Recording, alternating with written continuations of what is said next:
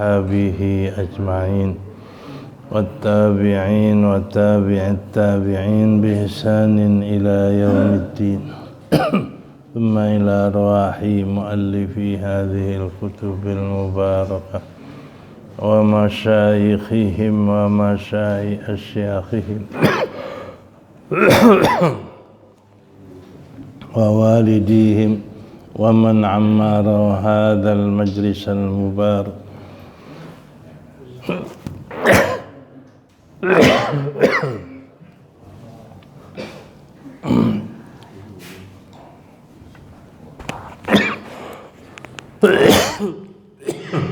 مشايخنا ومشايخ أشياخنا وأجدادنا وجداتنا وأقربائنا وذرياتنا وأحبابنا ولمن له حق علينا وللمسلمين والمسلمات والمؤمنين والمؤمنات أن الله يغفر لهم ويرحمهم ويفتح علينا فتوح العارفين ويفقهنا في الدين ويرزقنا كمال الإخلاص واليقين ويجعل قراءتنا هذه خالصة لوجهه الكريم ومقربة إلى رضاه وجنات النعيم وإلى حضرة النبي محمد صلى الله عليه وسلم. الفاتحة. أعوذ بالله من الشيطان الرجيم. الرحمن الرحيم. إياك نعبد وإياك نستعين. اهدنا الصراط المستقيم صراط الذين أنعمت عليهم غير المغضوب.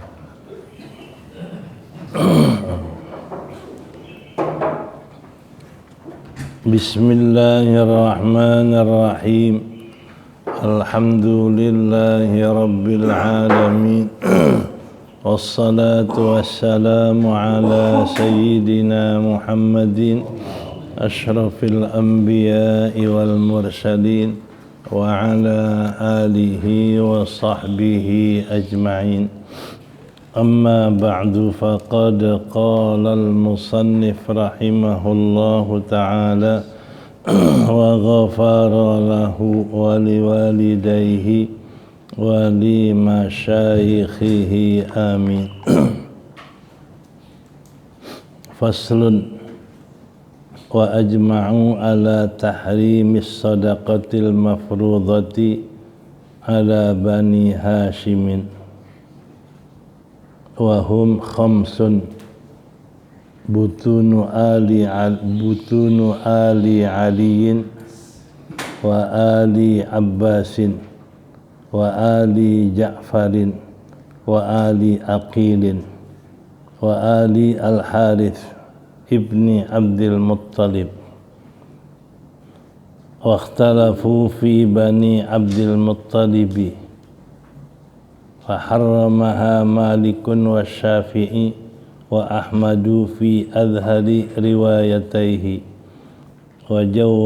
وجوزها أبو حنيفة وحرمها أبو حنيفة وأحمد على موالي بني هاشم وهم الأصح من مذهب مالك والشافعي. Ini satu fasal dan mereka bersepakat, mereka ijma' atas mengharamkan sedekah yang wajib, yakni zakat, atas Bani Hashim, anak cucu Hashim. Wahum, mereka Bani Hashim ada 5 cabang. Butunu Ali,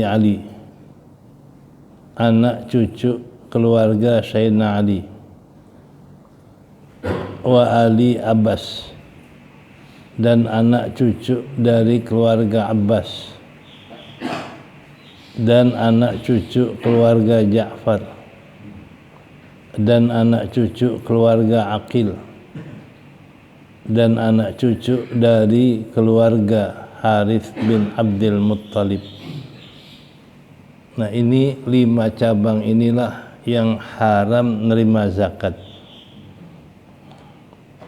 Wakhtalafu, dan mereka berselisih fi Bani Abdul Muttalib, pada anak cucu Abdul Muttalib, faharramaha Malikun wa Syafi'i wa Ahmadu fi adhari riwayataihi, maka mengharamkan zakat atas anak cucu daripada Abdul Muttalib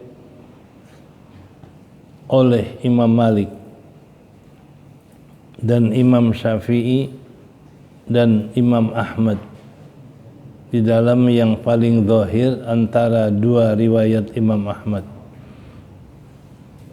Wa jawwazaha Abu Hanifah, dan membolehkan akan anak cucu Abdul Muttalib menerima zakat oleh Abu Hanifah. Wa harramaha Abu Hanifah, dan mengharamkan zakat oleh Abu Hanifah dan oleh Imam Ahmad atas bekas-bekas budak Bani Hashim. Mawali jamak maula, bekas budaknya Bani Hashim. Wa huwal asahhu, itulah yang paling sahih dari madhab Malik dan Syafi'i.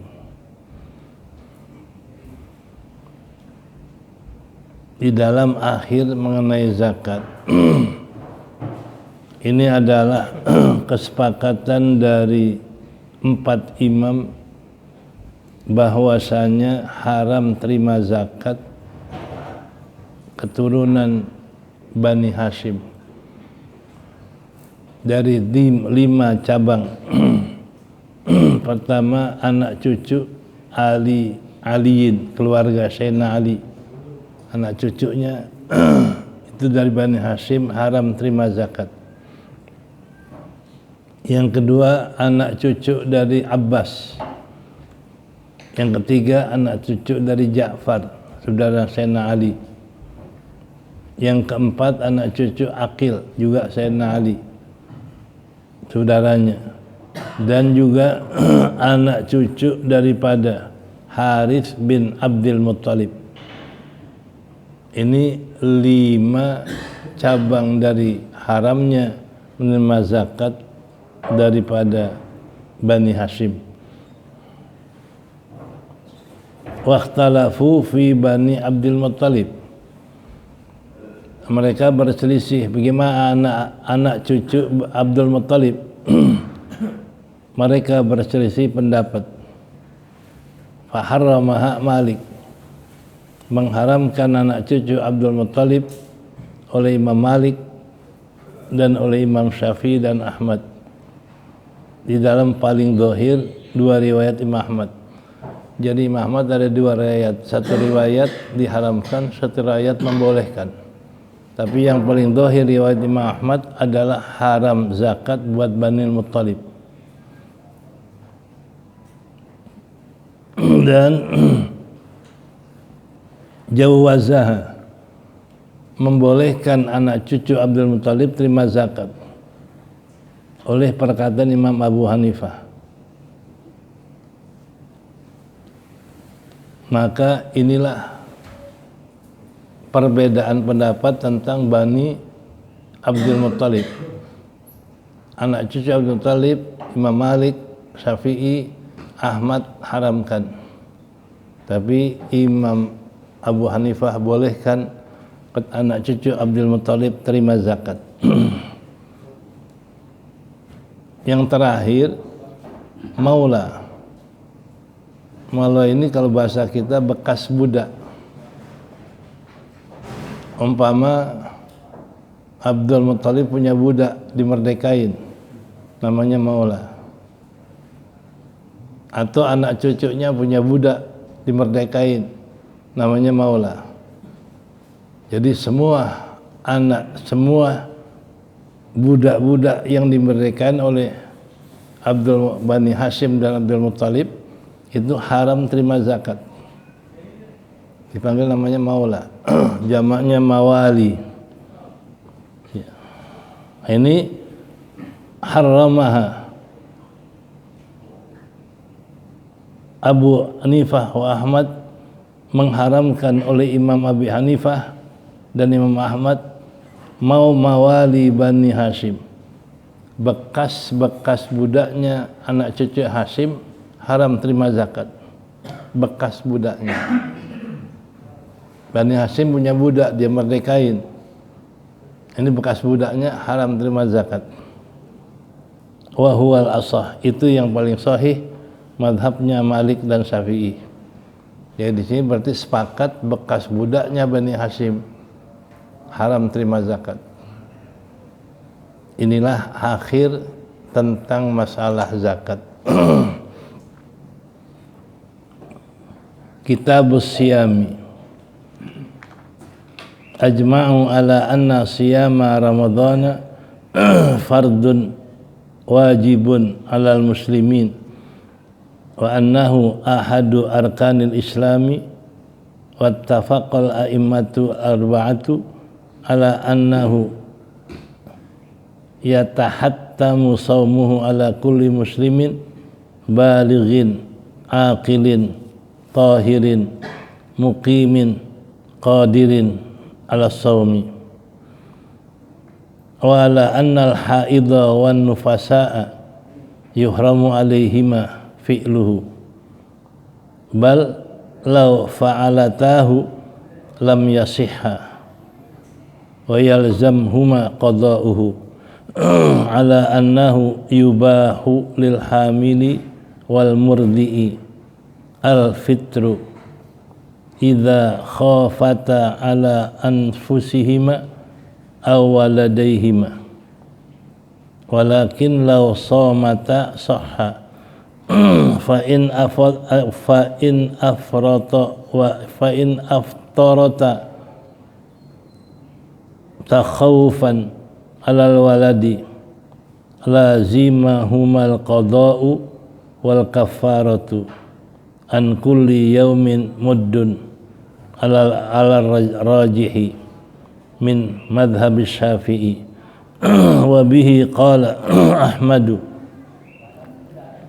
wa qala Abu Hanifata la kafarata alaihima wa an Malikin riwayatani ihdahuma al-wujubu alal murdi'i dunal hamili wasaniyatu la kafarata alaiha.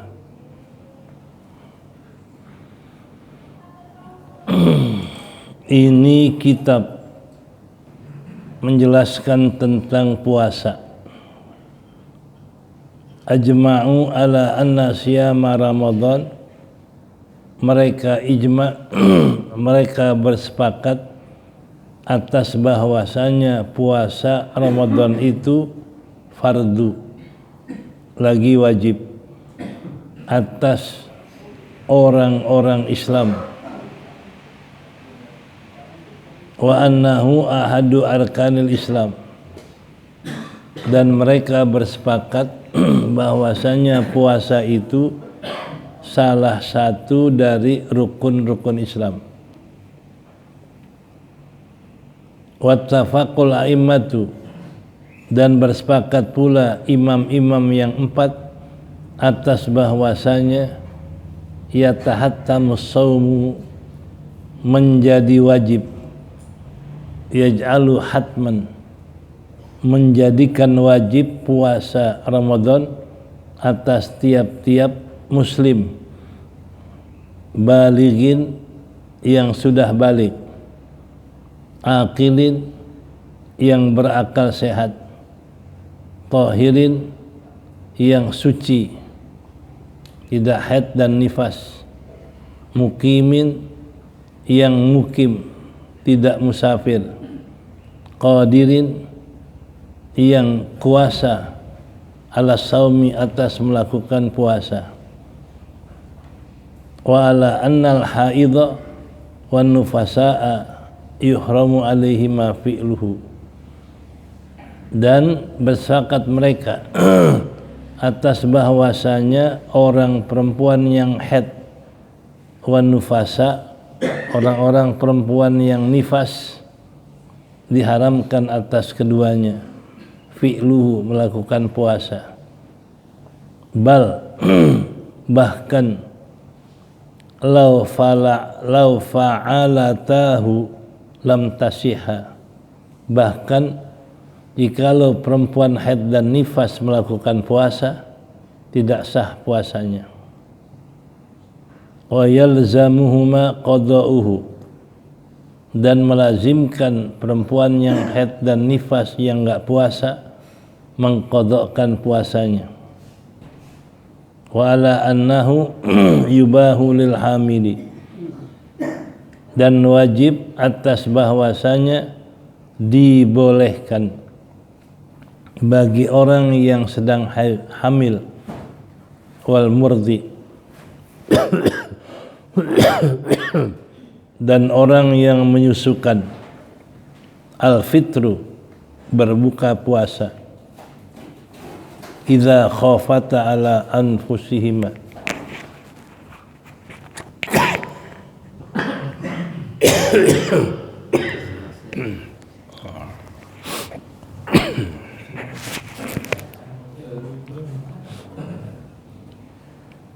apabila takut keduanya, ya.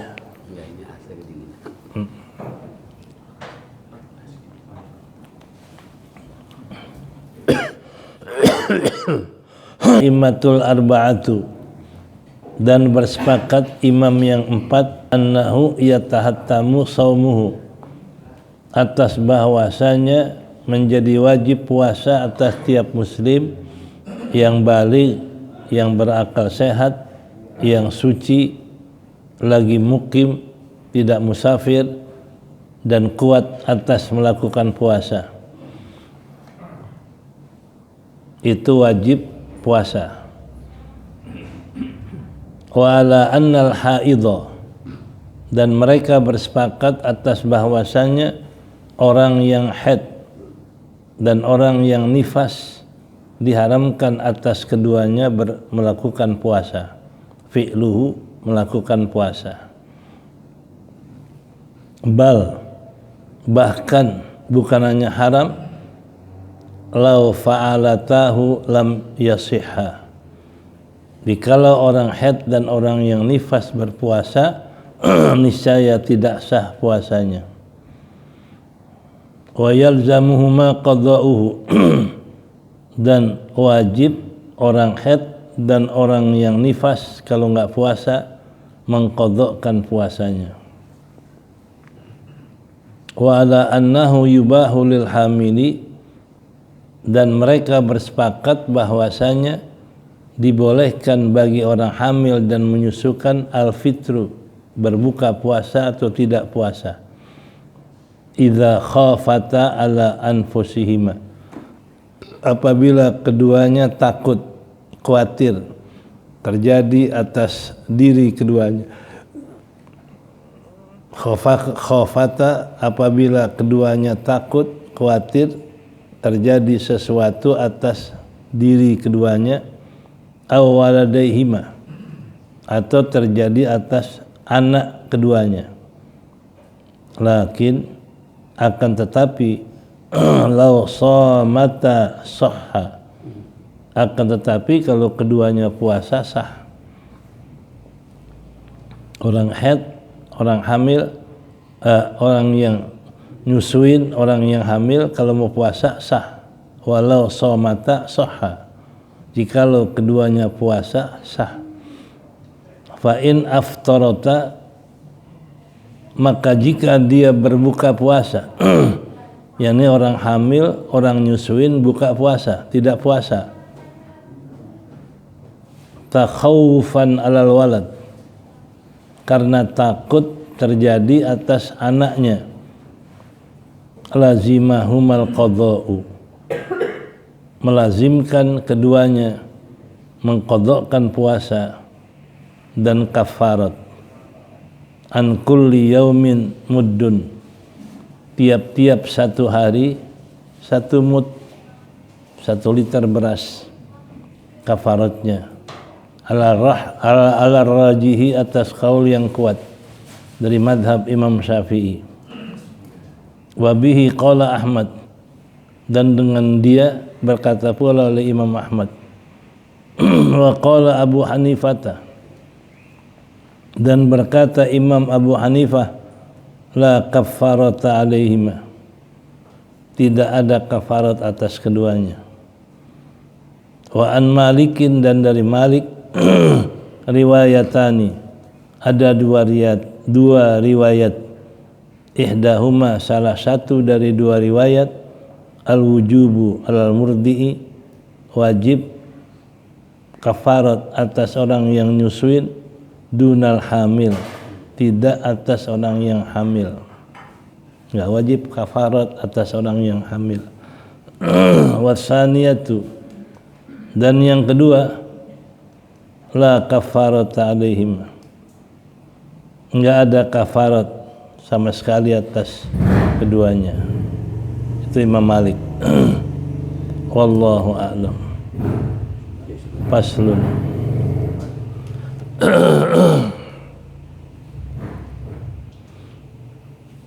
Setelah kita bahas masalah zakat, sekarang masuk masalah puasa.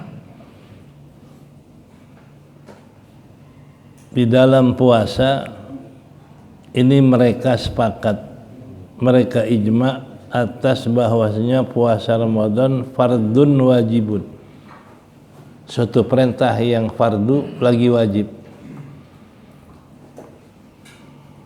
Jadi bukan hanya fardu tapi wajib atas muslimin.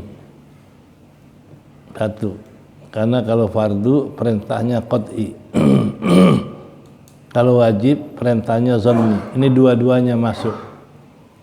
Puasa ini adalah fardu lagi wajib atas muslim. Jadi berarti kalau orang Islam enggak puasa dosa, karena meninggalkan yang fardu dan meninggalkan yang wajib.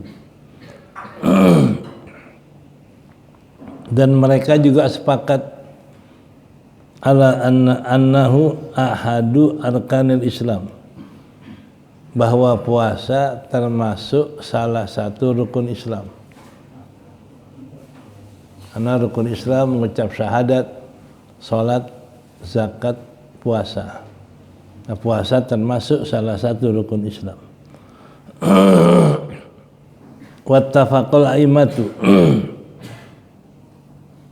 dan bersepakat para imam yang 4 ala annahu, atas bahwasanya yatahattamu, yaj'alu hatman fisyam, menjadikan wajib puasa itu buat siapa? Pertama atas orang yang Islam, kedua balik, kalau belum balik gak wajib, ketiga akil, berakal sehat, berarti orang gila gak wajib puasa, keempat tahirin, suci dari haid dan nifas, berarti kalau orang haid, orang nifas gak wajib puasa. Mukimin, bermukim, artinya tidak musafir. Yang wajib puasa orang yang lagi mukim. Kalau musafir, waman kana minkum maridun aw ala safarin fa iddatun min ayyamin ukhra. Siapa yang diantara kamu lagi sakit atau dia dalam musafir, maka boleh dia enggak puasa. Fa iddatun min ayyamin ukhra, dia qadhakan pada hari yang dia enggak puasa, itu dalam hari-hari yang lain. Jadi kalau musafir enggak wajib puasa, boleh dia berbuka puasa. Itu mukim. Qadirin, ala saum, yang mampu puasa. Wa alal ladzina yutiquna fidyatun ta'am miskin. Jadi kalau dia nggak mampu maka dibayar fidyah. Kalau mampu wajib puasa, kuat puasa maksudnya, mampu kuat puasa. Nah, itu yang diwajibkan puasa. Muslim yang balik, yang berakal sehat, yang suci, lagi kuat puasa. Nah, kalau orang yang sehat, akalnya balik, tetapi dia sedang haid, apa wajib puasa? Ini. Wa ala annal haidha wa nufasa yuhramu alaihima fu'luhu. Nah, mereka juga sepakat atas bahwasanya orang-orang mereka sepakat atas bahwasanya orang yang haid dan orang yang nifas itu adalah diharamkan atas keduanya puasa, malah haram. Kalau dia lagi haid haram puasa. Apabila dia lagi puasa datang haidnya, wajib dia berbuka. Dia batalkan puasa dengan minum atau makan. Kalau diteruskan haram. Begitu juga orang nifas melahirkan, begitu lahir keluar nifasnya, nah, wajib dia batalkan. Karena haram atas orang haid dan nifas melakukan puasa. Bukan hanya haram, bal lau fa'alatahu lam yasiha. Bahkan jikalau keduanya melakukan puasa enggak sah. Orang haid, orang nifas dia puasa enggak sah.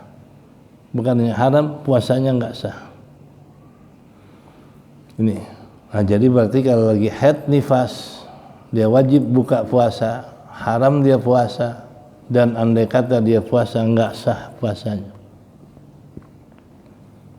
Wa yalzamuhuma qada'uhu, dan diwajibkan qada' puasa. Yang Aisyah katakan nahnu nu'maru biqada'i shaumi wa la nu'maru biqada'i shalah. Kami diwajibkan qada' puasa, tidak diwajibkan qada' salat. Ini dalil kalau orang nifas, orang haid dia enggak puasa, wajib dia qada'. Dan mereka bersepakat ala annahu yubahu lil hamili wal murdi'i al fitru. Kalau orang hamil, kalau orang yang sedang nyusuin, dibolehkan dia buka puasa. Nih, lagi hamil boleh dia buka puasa, lagi nyusuin boleh dia buka puasa. Kenapa? Idza khafata ala anfusihima. Kalau dia takut sakit dirinya, terjadi apa-apa sama dirinya. Jadi kalau orang lagi nyusuin, kalau puasa takut dirinya sakit. Orang yang hamil takut dirinya sakit atau terjadi sesuatu, boleh dia buka. Jadi orang hamil, orang yang nyusuin, kalau takut terjadi atas dirinya, boleh dia buka. Yubahu fitruhu, boleh berbuka. Atau awaladaihima, atau dia takut terjadi terhadap anaknya. Orang nyusuin, adatnya biasanya susunya akan bikin anaknya buang-buang air. Dia khawatir anaknya buang air. Dia nggak puasa karena takut anaknya, atau takut anaknya kecil. Umpama kalau dia puasa lagi hamil, takut anaknya kurang perkembangannya, boleh dia nggak puasa. Ini kalau seorang yang lagi hamil, takut dirinya terjadi sesuatu, takut anaknya terjadi sesuatu, boleh dia berbuka. Orang nyusuin pun begitu. Kalau dia nyusuin, takut dirinya terjadi sesuatu, takut anaknya terjadi sesuatu, boleh dia buka. Tapi walaupun boleh buka, lakin law somata sahha. Akan tetapi kalau keduanya puasa sah. Ya, lagi hamil dia puasa sah, lagi nyusuin puasa sah. Karena banyak orang yang hamil tetap puasa, banyak orang yang nyusuin tetap puasa. Nah, kalau keduanya puasa sah. Orang hamil puasa sah, orang nyusuin puasa sah. Nah, akibat nggak puasa karena takut dirinya dan takut anaknya, apa yang didapat? Fa in aftarata takhawfan alal waladi lazimahumal qada wal kafaratu. Maka jika dia berbuka puasa, orang hamil dan orang nyusuin buka puasa, mengkhawatirkan atas anaknya, takut atas anaknya, niscaya melazimkan keduanya, yang hamil dan nyusuin, qada dan kafarat. Jadi kalau orang hamil nggak puasa, kenapa nggak puasa? Takut anak saya sakit. Orang nyusuin, kenapa nggak puasa? Takut anak saya nanti buang-buang air. Jadi nggak puasanya karena takut anaknya. Itu qada dan kafarat. Dia nggak puasa wajib qada, khawatirkan anak kafarat. Jadi dua. Kalau orang yang nggak puasa karena hamil, nggak puasa karena nyusuin, karena khawatir anaknya saja bukan dirinya, maka dia wajib qada dan wajib bayar kafarat. Karena mengkhawatirkan anaknya, itu kafarat. Apa kafaratnya? An kulli yaumin muddun al-rajihi. Tiap-tiap satu hari yang dia tinggalkan puasa karena khawatir anaknya itu 1 mud, 1 liter beras. Jadi berarti dia puasa, nggak puasa sebulan karena hamil, takut anaknya, maka puasa qada sebulan 30 hari umpama, dan bayar 30 mud beras. Tiap satu hari 1 mud, 30 liter. Jadi kalau khawatirin anak, double puasa juga, kafarat juga. Itu min madhab Syafi'i. Itu dari madhab Imam Syafi'i. Jadi kalau ada seorang wanita lagi hamil nggak puasa, kenapa? Khawatir anaknya, qada dan kafarat. Kalau orang nyusuin nggak puasa, kenapa? Khawatir anaknya. Nah, itu wajib qada dan wajib kafarat. Jadi kalau 30 hari nggak puasa karena takut anaknya lagi nyusuin dan hamil, wajib qada 30 hari, wajib bayar kafarat 30 hari. Itu menurut madhab Imam Syafi'i. Wabihi qala Ahmad, dan dengan itu pula mengatakan Imam Ahmad juga wajib qada dan kafarat. Itu madhab Imam Syafi'i dan Imam Ahmad. Wa qala Abu Hanifah, berkata Imam Abu Hanifah, la kafarata alaihima, tidak wajib kafarat atas keduanya. Ini enteng, namanya mukhaffaf. Jadi kalau orang hamil, orang nyusuin, nggak puasa karena takut anaknya, cukup qada saja, tidak wajib kafarat. Ini madhab Imam Abu Hanifah. Ya, itu namanya mukhaffaf. Nah kalau Imam Malik, an Malikin, dari Imam Malik riwayatani, ada 2 riwayat Imam Malik. Ihdahuma al-wujubu alal murdi'i dunal hamili. Salah satu riwayat wajib bayar kafarat atas orang yang nyusuin tidak hamil. Jadi kalau dia nyusuin takut anaknya terjadi apa-apa, dia nggak puasa karena takut anaknya, maka orang nyusuin wajib qada dan kafarat. Menurut Imam Malik, riwayat pertama. Wasaniyatu, yang kedua, la kafarata alaiha. tidak wajib kafarat atas keduanya. Kayak Imam Hanafi, cukup dia qada saja tanpa kafarat. Nih Imam Malik sama dengan Imam Hanafi kalau keduanya. Kalau pertama seperti Imam Syafi'i dan Imam Ahmad, kalau keduanya seperti kayak Imam Hanafi. Nah, inilah masalah khilaf dalam puasa. Kemudian waqala Ibnu Umar, kata Ibnu Umar wa Ibnu Abbas, yajibul kafaratu dunal qada. Kata Ibnu Abbas dan Ibnu Umar, wajib kafarat saja, enggak ada qada. Jadi kalau orang nyusuin, orang hamil enggak puasa takut anaknya, biar kafarat saja, qada enggak usah. Dan juga takhfif fi wajhin, ada keringanan dalam satu wajah, enggak ada qada, hanya kafarat. Nah, inilah masalah puasa di dalam kewajibannya, di dalam yang ninggalkan karena takut anak, itu kafarat bagi dia. Wallahu a'lam. Faslun wattafaqu ala anna al-musafir al-marid alladhi yurja bur'uhu.